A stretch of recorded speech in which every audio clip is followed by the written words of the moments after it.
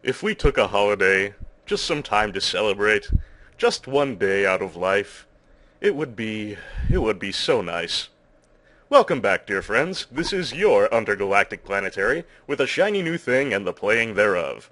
This time, a thing shall be Aquanaut's Holiday, Hidden Memories for the PlayStation 3. We're getting all modern and shit. Hidden Memories is the third game in the Aquanaut's Holiday series of undersea exploration games by ArtDink, a company best known for the A-Train series of railway management sims. Unlike the previous Aquanaut's Holiday games, Hidden Memories was never released in the West, which is really kind of a shame. It's really very beautiful, and for a game that's mostly about tooling around the ocean in a submarine looking at fish, it has a surprisingly compelling story. Thankfully, due to the lack of region lockout on PS3 games and an English, or Chinglish, option in the Chinese language version, I was able to enjoy Hidden Memories fully, despite the lack of a domestic release. And I hope you'll enjoy it too.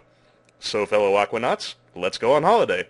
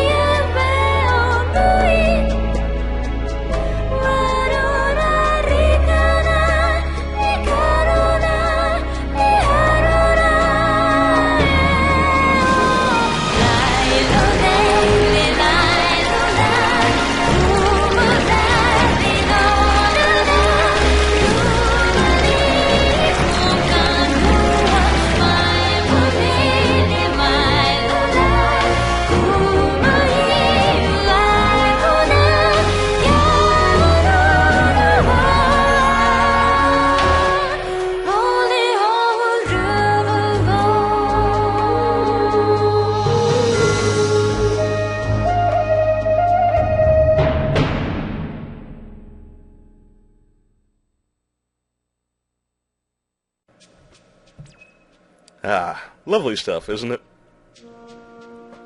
Anyway, I'll have a quick look at the options, which are mostly of the audio variety. Turn up the message speed, and I briefly consider monkeying with the default control layout, but think better of it. This, by the way, will be my first attempt at post-commentary, so pardon our dust. And let's get started.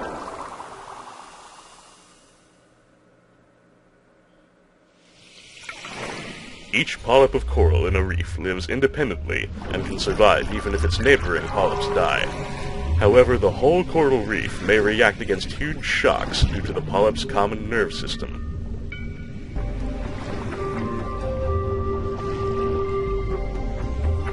This means that a coral reef is at the same time an independent and an interdependent life entity. Coral reefs form a unique geological feature over a long period of time. No other organisms do this in as broad-scale a manner.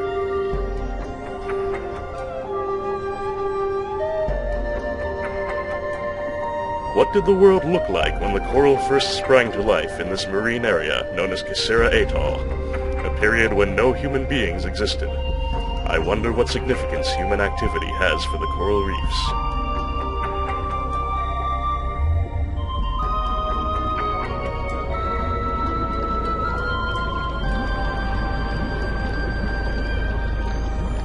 There's just some great imagery in this game.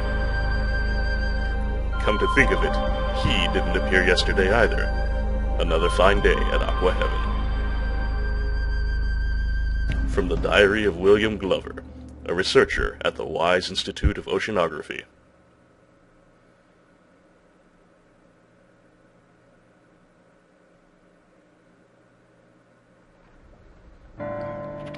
Young oceanographer missing. 3 months since Mr. William Glover of South Pacific Wise Institute of Oceanography disappeared. The search was stopped and treated as an accident. But hidden mystery. The article will begin like this.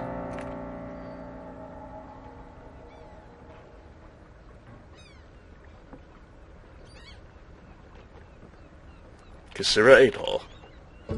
This is paradise. The best location for a holiday. I feel like I want to leave my journalist spirit behind. The case of Bill Glover's disappearance. Without this, I wouldn't have visited here. There must be something in this case. Yes, something that will lead me to get a scoop. Well, there's the basic foundation of our plot. We're a researcher visiting Kasera Atoll in order to write a story on the disappearance of oceanographer Bill Glover. And here's our first contact at the base. Kemmelman is the boss around here. He's not a bad guy, but he's kind of parsimonious and a little stodgy. And he also seems a little more concerned about the sub that he lost than losing Bill. Kemmelman's a very hard science kind of guy. He doesn't want to hear about anything, mystical or, legends or things like that. Just the facts.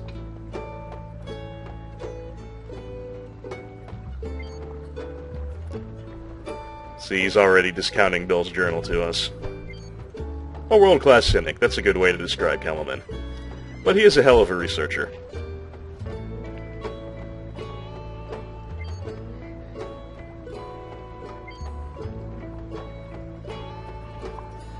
A more valuable research subject. In fact, he's going to blather at us about some sort of obscure,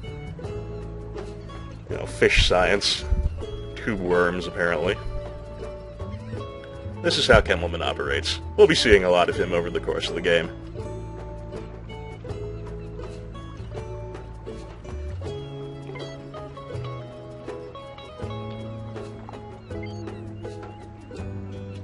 And our journalist wisely excuses himself to talk to someone a little more, interesting.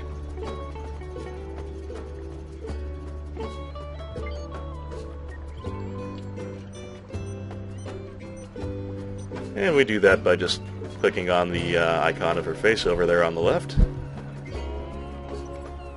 And this is Jessica. Jessica's kind of the opposite of Kemmelman. She's, a romantic thinker, a little spacey. She knows her science, but she's kind of off in the clouds a lot of the time. You'll notice over on the left that we have Kemmelman's portrait and Jessica's, and Kemmelman's currently has a flashing green light next to it. Whenever there's a flashing light next to someone's portrait, that normally means they have something new to say. It's not 100% reliable. Sometimes the light will be flashing even when they don't have any new dialogue, but generally it's a good indicator. And Jessica's going to give us a tutorial. Aqua Library, as she says, is where we'll find, a database of things that we learn about in our explorations.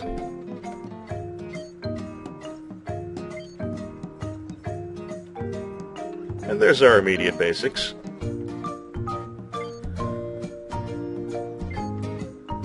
We'll have a little more next time, and we'll actually get out into the sub soon. See you then.